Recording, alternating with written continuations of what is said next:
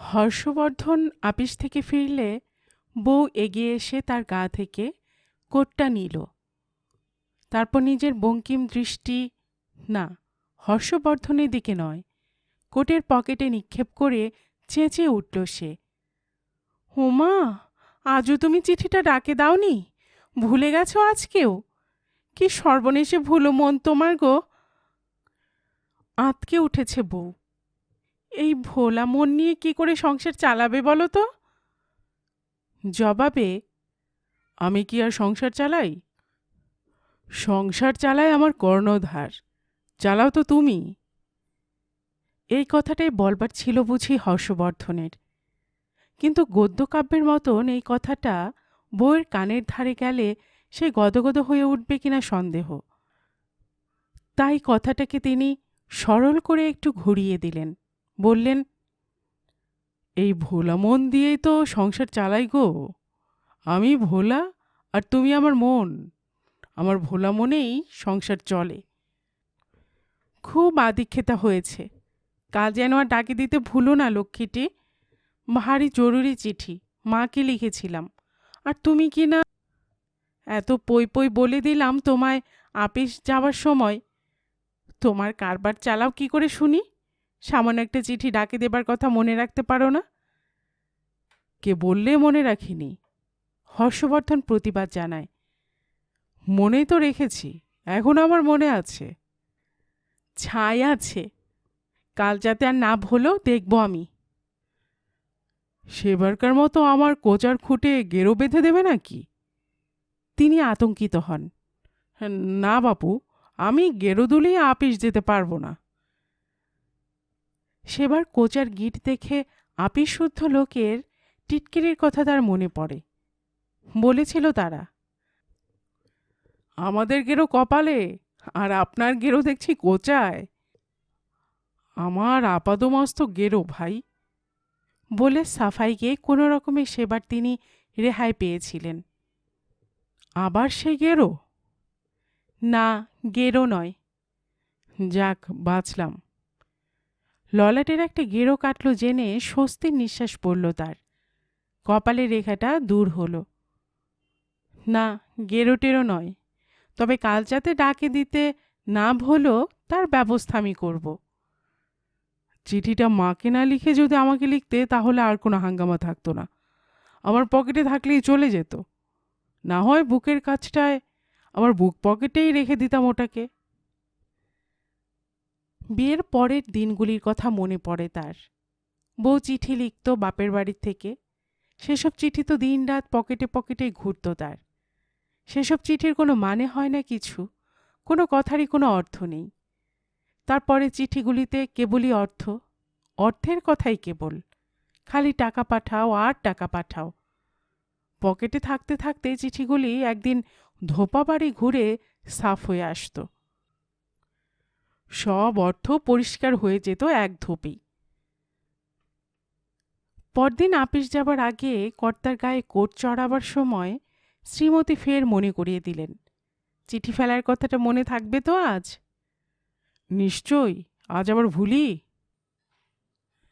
বলে বেরিয়ে গেছেন হর্ষবর্ধন। চিঠি ফেলতে হবে, চিঠি ফেলতে হবে, মনে মনে এই জব করতে করতে যেই বেরিয়েছেন, পথের মোড়েই পাড়ার এক ছোকরা মনে করিয়ে দিল আবার, চিঠির কথাটা মনে আছে তো দাদা? কার চিঠি? কিসের চিঠি বলো তো? বৌদির চিঠির কথাই বলছিলাম তো, ডাকে দেবার কথাটা মনে করিয়ে দিচ্ছিলাম আপনাকে। বটে, বৌদি তোমার কানে কানে বলে দিয়েছেন নাকি? বলে হনহন করে এগিয়ে গেলেন। ভারী ইয়ার হয়েছেন, বললেন আপন মনেই। কিন্তু একটু না যেতেই পেছন থেকে ডাক এলো আবার।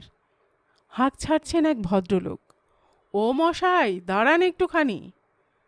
ডাকছেন আমায়? হ্যাঁ, আপনাকেই তো। বলি, গতি করেছেন চিঠিটার? শুধালেন তিনি। কিসের চিঠি?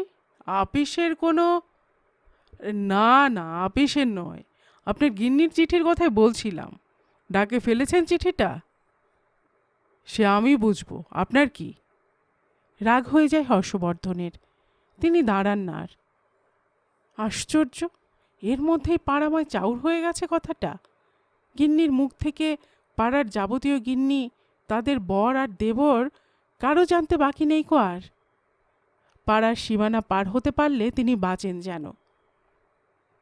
কিন্তু পাড়ার বাইরে গিয়ে কি নিস্তার আছে? বড় রাস্তার মোড়ে ট্রামের জন্য দাঁড়িয়েছেন এক পাল স্কুলের ছেলে। চিঠি, চিঠি ডাকে দেবেন মনে করে। ডাকতে ডাকতে চলে গেল তার পাশ কাটিয়ে। এবার তাকে অবাক হতে হলো একটু, কিন্তু অবাক হয়ে দাঁড়িয়ে থাকার সময় কই তখন। আপিস টাইম। সামনে ট্রাম আসতেই উঠে পড়তে হলো, কিন্তু ভালো করে বসতেই পেছনের লোকটি কাঁধে হাত রেখেছেন তার। কিছু মনে করবেন না মশাই। ফিরে তাকিয়ে তিনি অবাক হয়ে গেছেন। তার পরিচিত কেউ বলে তো স্মরণ হয় না। একটা কথা বলবো, যদি কিছু মনে না করেন।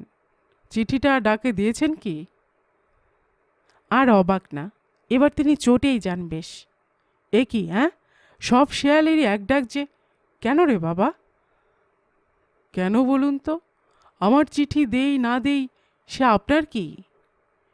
না, আমার কিছু নয়, তবে বলতে হয় তাই বললাম। এখন আপনি দিন না দিন আপনার খুশি। চিঠির কথা আপনি জানলেন কি করে? শুনি তো। আপনি কি আমাদের পাড়ার কেউ নাকি? পাশের বাড়ির পড়শি কি? না না না।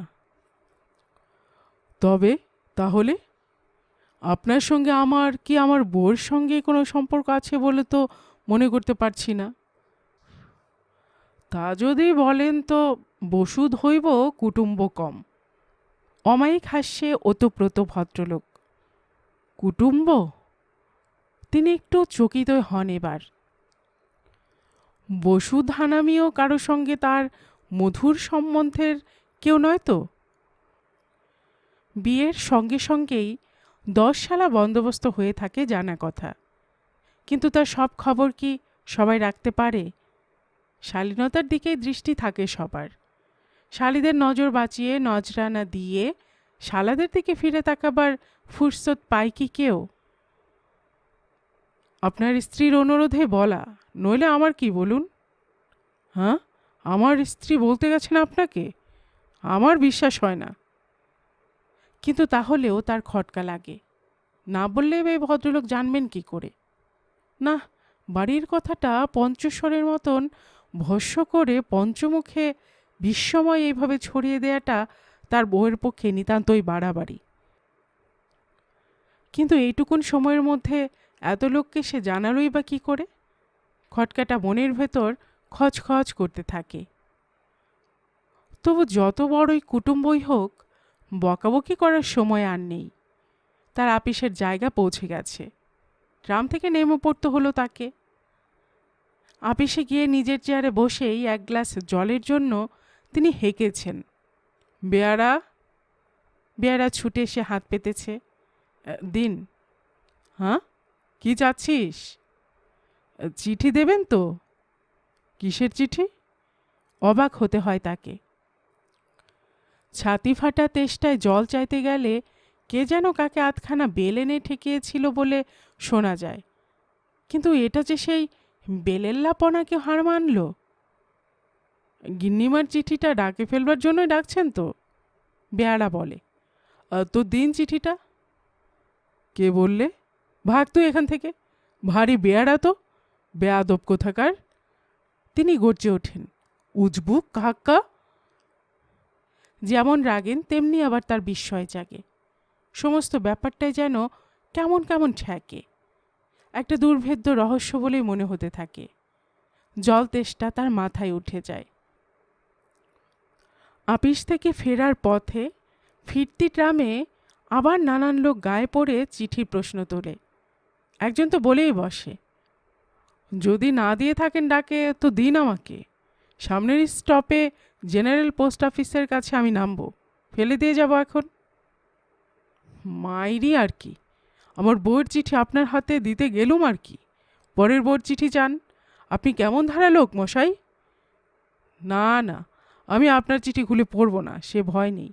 পাছে আপনি ভুলে যান সেই জন্যই। যাই যাব, আপনার কি তাতে? তার ইচ্ছে করে লোকটার গালে একটা চড় কষিয়ে দেন ঠাস করে। জরুরি চিঠি, তার উপর আবার জরুর চিঠি। ডবল জরুরি বলতে গেলে আপনার চিঠিটা দেব কুটি কুটি করে আপনার সামনে, তাহলে হবে? না না, রক্ষে করুন বলে লোকটা জিপের কাজটায় নেমে যায়। আচ্ছা বিপদ বলে হর্ষবর্ধন আপন মনে গজরাতে থাকেন। ভালো চিঠির জ্বালা হয়েছে দেখছি। বাড়ি ফিরতে সিঁড়িতেই গোবর্ধনের সঙ্গে দেখা।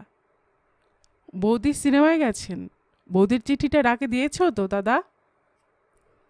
ভারী যে সাউখুরি হচ্ছে বৌদির জন্য, নিজে ফেলে দিয়ে আসতে পারিস নে। এনে তোর চিঠি, ফেলে আগে। বাড়ির সামনে ডাক বাক্স, আর একটা চিঠি ফেলবার কথা তোমার মনে থাকে না?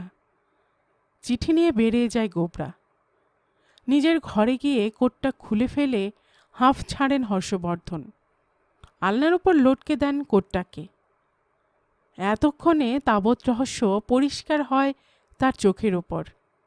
কোটের পিঠে আলপিন দিয়ে একটা কাগজ আটা, আর তাতে তার বউয়ের হাতের দেবাক্ষরে লেখা, আমার কর্তাকে চিঠিটা ডাকে দেবার কথাটা মনে করিয়ে দেবেন দয়া করে। গল্পকুটুম চ্যানেলে এতক্ষণ আপনারা শুনছিলেন শিবরাম চক্রবর্তীর লেখা একটি মুচকি হাসির গল্প, পত্রবাহক। আর এতক্ষণ গল্প পড়ে শোনাচ্ছিলাম আমি রোমানা নুপুর।